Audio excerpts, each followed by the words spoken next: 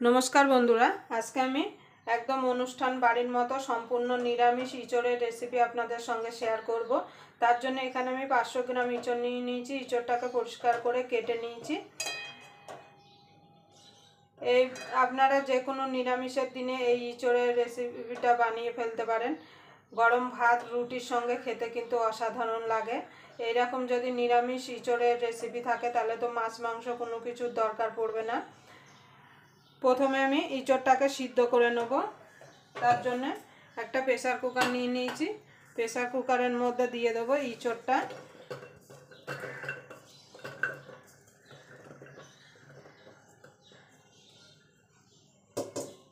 এবার দিয়ে দেব জল।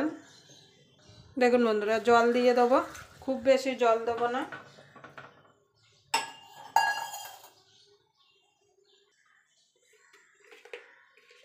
একটুখানি দিয়ে দেব হলুদ গুঁড়ো,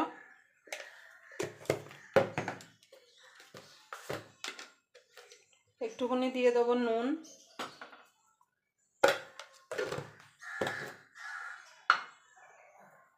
আর দিয়ে দেবো একটুখানি সর্ষের তেল। সর্ষের তেলটা দিলে কি হবে, প্রেসার কুকারে যে ইচড়ের যে আঠাটা আছে সেই আঠাটা প্রেসার কুকারের গায়ে লাগবে না। এবার এটাকে আমি একটা সিটি দিয়ে নেব, কেন এখন তো কচি ইচড়, এখন বেশি সিটি দেওয়ার দরকার পড়বে না। একটা সিটি দিলেই ইচড়টা সিদ্ধ হয়ে যাবে।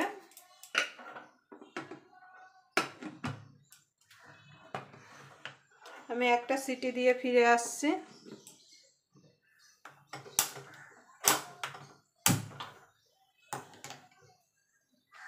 দেখুন বন্ধুরা একটা সিটি উঠে গেছে। এবার আমি গ্যাসটাকে নিভিয়ে দেবো।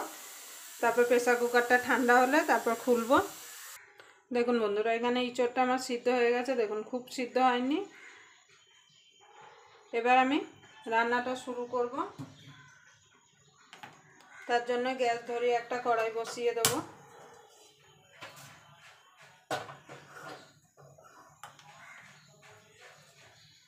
কড়াইটা গরম হওয়া পর্যন্ত অপেক্ষা করব। দেখুন বন্ধুরা তেলটা গরম হয়ে গেছে। এখানে আমি দুটো মিডিয়াম সাইজের আলু নিয়ে নিয়েছি। আলুগুলোকে এইভাবে আমি 4 টুকরো করে নিয়েছি, মানে এক একটা আলু থেকে আমি 8 টুকরো করে বার করেছি। এবার আলুগুলোকে আমি লাল লাল করে ভেজে নেব।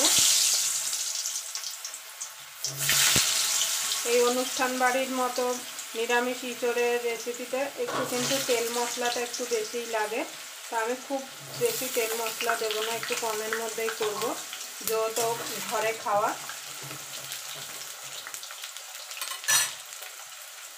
আলুতে দিয়ে দেবো একটুখানি হলুদ গুঁড়ো,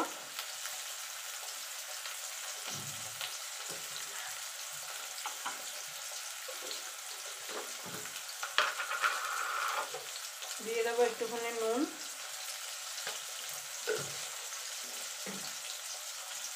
আপনারা অবশ্যই এইভাবে একবার ইচড় বানিয়ে দেখবেন, মাছ মাংস খাওয়া ভুলে যাবেন। এই ইচড়টা খেতে এত স্বাদ হয়। এবার আলুটাকে আমি লাল লাল করে ভেজে তুলে নেব। দেখুন বন্ধুরা আলুটা ভাজা হয়ে গেছে। এবার আমি আলুটাকে তুলে নেব।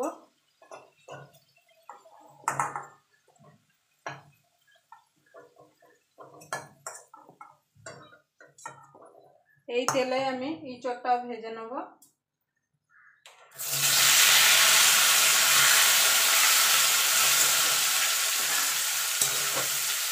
আমরা তো ইচড় না ভেজেই রান্না করি, কিন্তু একবার এইভাবে ইচড় ভেজে রান্না করবেন, এর কিন্তু স্বাদটাই কিন্তু আলাদা হয়।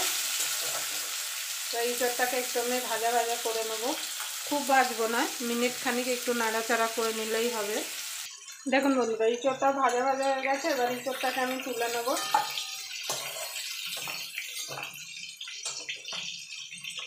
দেখুন বন্ধুরা আমি ইচড়টা তুলে নিয়েছি। এই বাকি তেলেই আমি রান্নাটা করব। তার জন্য ফোড়নে দিয়ে দেবো গোটা গরম মশলা আর গোটা জিরে, একটা তেজপাতা, আর একটুখানি দিয়ে দেবো তেলে চিনি।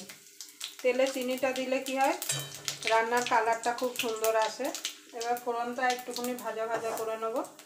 এখানে একটা টমেটো আর 1 ইঞ্চি আদা আমি বেটে রেখেছি আগের থেকে, সেটা দিয়ে দেবো। দিয়ে ভালো করে এটাকে একটু কষিয়ে নেব যতক্ষণ টমেটো আর আদার কাঁচা গন্ধটা চলে না যাচ্ছে।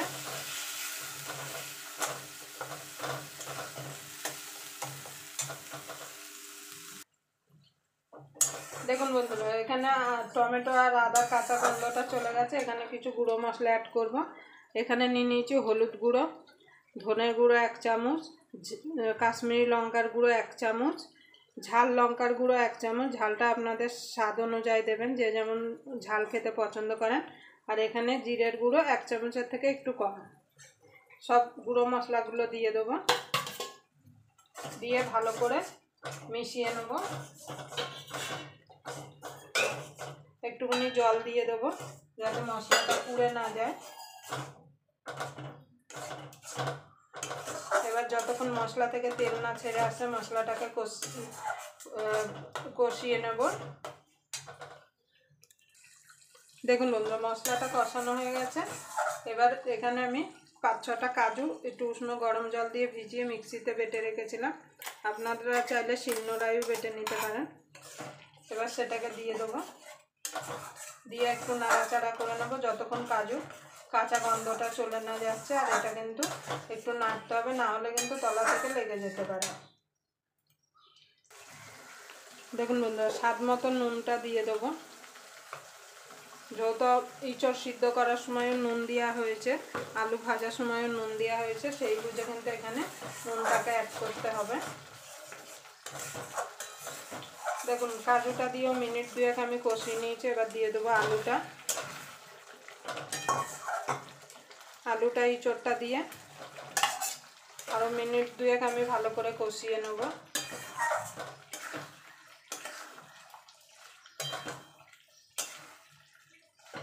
ইঁচড়টা আলুটা যাতে মশলার সঙ্গে ভালোভাবে মিশে যেতে পারে।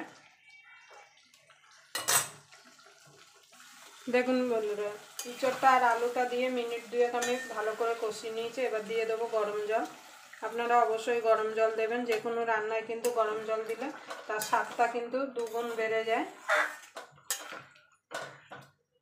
খুব বেশি জল দেবো না, খুব ঝোল করবো না, একটু গামাখা করবো।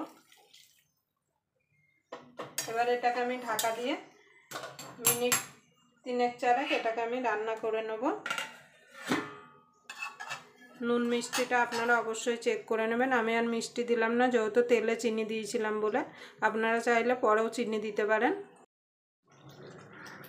দেখুন বন্ধুরা, 4 মিনিট মতো হয়ে গেছে। এদিকে আমার ইঁচড়ের তরকারিটাও হয়ে গেছে। এবার দিয়ে দেবো গরম মশলা। এখানে আমি গোটা গরম মশলা বেটে দিলাম, আপনারা চাইলে গুঁড়ো গরম মশলা এখানে দিতে পারেন।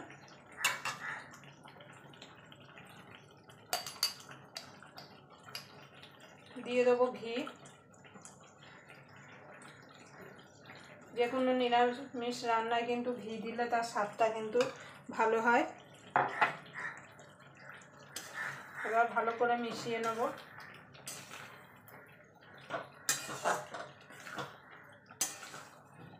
দেখুন বন্ধুরা, আমার ইঁচড়ের অনুষ্ঠান বাড়ির মতো ইঁচড়ের রেসিপিটা হয়ে গেছে। এবার আমি নামিয়ে দেবো।